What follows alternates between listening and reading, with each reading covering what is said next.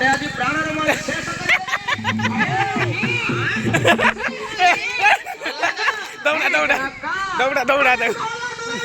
दौड़ा यार